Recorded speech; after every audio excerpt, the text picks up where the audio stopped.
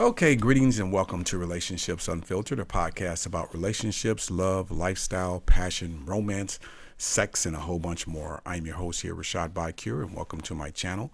Be sure to follow me and keep up to date on what's happening with the show.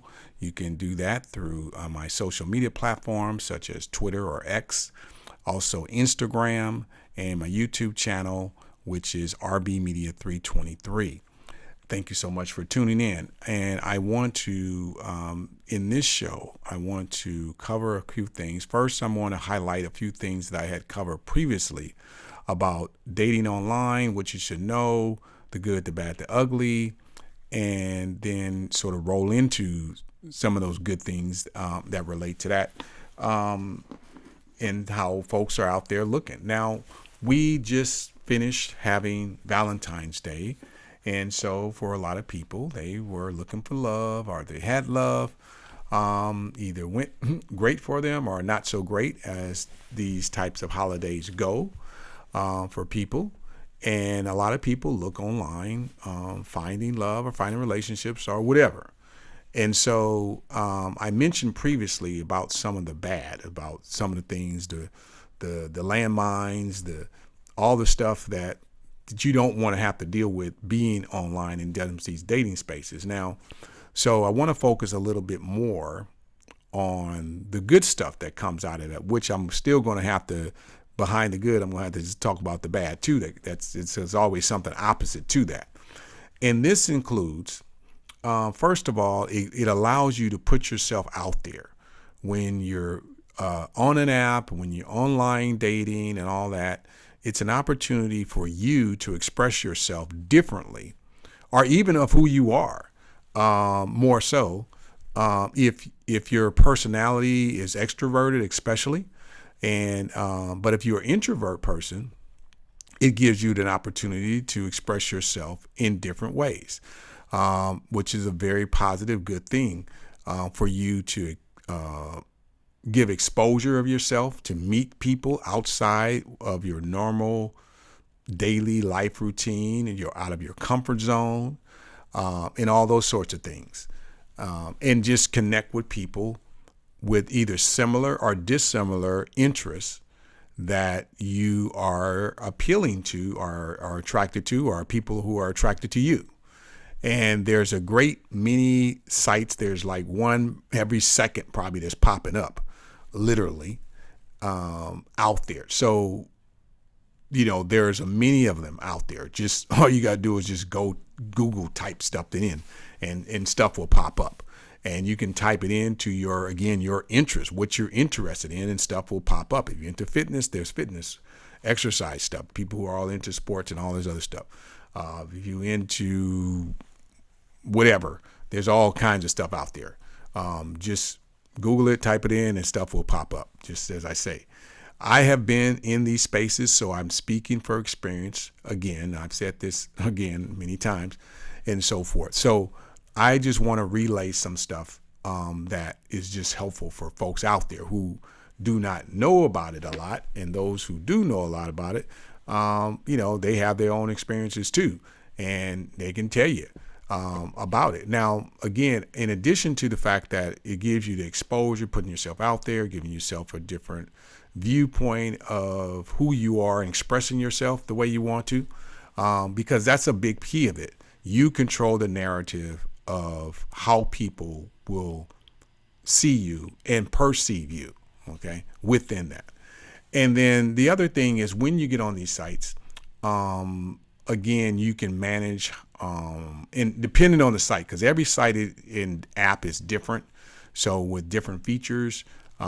So I don't want to sort of generalize and say, okay, they're all like this, because they're all not like that. They all have very different functions to them. So from that point of view, then you need to know this. You need to do your homework. One of the things is always helpful to do before you even get into these things is look at reviews. Ask the question, because you can Google everything. So just do some homework information stuff first before you sign up for any site that you are intending to sign up for. And that way you can get a lot of more information about that site or app or whatever. And then it will answer questions that you might have, which again will lead you either going or saying yes or saying no to it or whatever. So that's one of the first big things to do before you even get on it. Obviously you want to look up, okay, this site and that site, whatever, and you might see all these different sites and you just might write a list of them. And then from that point, look them up, see what their reviews are, see what's the good, the bad, and all that about that site. What do people like about it, what they don't like about it. And that'll give you a general idea from that. And then you can go in and then my thing is always start out with as a non-paying member first, okay, if they have that paid non-payment. So they give you a little bit. Now, a lot of these sites, again, because they're money driven, so they don't give you much for free. As I was saying, you get what you pay for kind of thing. So you don't always get what you pay for, but in these cases, they want you to sign up for membership, and they entice you with specials and offers, particularly for annual and multi-month sign-up registration. So in other words, they want you to sign up. Let's say, for example, if they charge you $30 a month regularly, if you just sign up on a monthly membership, they charge you, say, $30 a month. However, if you sign up for, say, 3 months, they will chop that down to, say, $25 if you sign for 3 months, and so forth and so on. And then if you sign up for, like, say, a year, it might be $15 a year. So they want to incentivize you to sign up for a lengthy amount of time on their platforms, okay? And so the thing is, again, you pay the money, but either you either get what you want or you don't get what you want. And so if you're not getting what you want, then you're going to be frustrated by the time you're still paying for some time of that membership that you don't want. So again, do your homework, kind of play around with it, see what you like or dislike and all that. Again, it doesn't hurt. Some of them have 1 week memberships or 1 day membership and all that other stuff. So again, look into what it is. You don't have to feel like you have to pull the trigger and sign up for a whole year out of the gate. Again, take your time with all this stuff and you will do a lot better with it in that sense of it. Again, one of the sort of things, again, as you put your profile out there, be mindful that there's other folks who are looking at your stuff. So don't, again, as I mentioned before, don't put all your stuff out there just immediately unless you just want to. But it's not necessary for you because a lot of people, like I said, they got all kinds of stuff that they are lying about. They're lying about their name. They're lying about their age. They're lying about what they do for a living. They're lying about which city they're in, and all that stuff. And that's just a part of the territory. And you might be doing that too, which is, again, it's a part of the game. So you're not obligated to put your real name in there, and you shouldn't necessarily put your real name in there. If you want to, fine. And there are people who do that. But many people don't. So don't have their real name. They have a nickname or a tag name or something like that and everything. And then certainly age, you're going to see some discrepancies to that, very clear. And all the other measurables that go with, body size and all the other stuff. So people aren't legit. People aren't on up and up on these. So again, as I said this before, you need to be aware. And the person who I'm talking to, if you're thinking about doing that, you might be that person leaning that way or intending to do that yourself. So just pointing it out. Now, other things, again, from the good, because again, a lot of these sites have produced very successful relationships, marriages, families, and the whole shebang. That has happened. That continues to happen. However, that is not necessarily the intent of many of these sites. Not all of them. Some sites are focused to marriage. They have, like, I think marriage dating.com or something like that, and these types of things. So there are sites that are geared to trying to get couples to get married, or couples to get married, or whatever it is to get married, and all that stuff. And then there are other ones who they just putting you in the arena, and whatever happens, whatever shakes out. They're not promising you, not guaranteeing you anything with regard to the success of meeting someone or some people, with regard to your experience on their platforms. They're just putting the space out there. And again, especially for women, there's going to be about 100 to 500 guys per one woman easily. And that means that you're going to get inundated with a lot of direct messaging and emails or whatever contact access that people have. You will get that. And again, the more attractive you are, the more that you perceive attractiveness, let's just say, that's a subjective thing, but perceived attractiveness by people, then the more interest you're going to get. Okay. And the less, then that's just how it goes. The way that just shakes out. Other good stuff that relate to it is just, again, have fun with it. It's an opportunity, like I said, to share a different side of yourself and just have fun with it. Along the way, because don't take it too serious. Don't get there and where you're making demands as if you're already in a relationship with somebody and all that. That's not a good approach.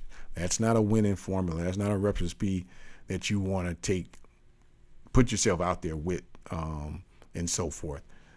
So just have fun with it and all that, even with the frustration of some things that might occur along the way. Still have fun with it. And again, keep your expectations a little lower than what you might normally have them as. Okay, that's also important to do, because again, we're talking about trying to create success in these platforms. And how do you do that? I'm going to do another video where I'm going to go into those things about how do you sell your profile. I mean, not sell it, but how do you present yourself in a way that attracts and to get people liking you. And it's the same sort of marketing things that you would find if you're trying to get your resume out there and trying to get an employer to notice you on a particular employer website, like they used to have back in the day, monster.com, which was a big employer search engine and kind of thing, and all that. And how do you stand out? What can you do to make yourself stand out amongst the rest? So I'm going to do a video on that, or a podcast on that as well coming forth.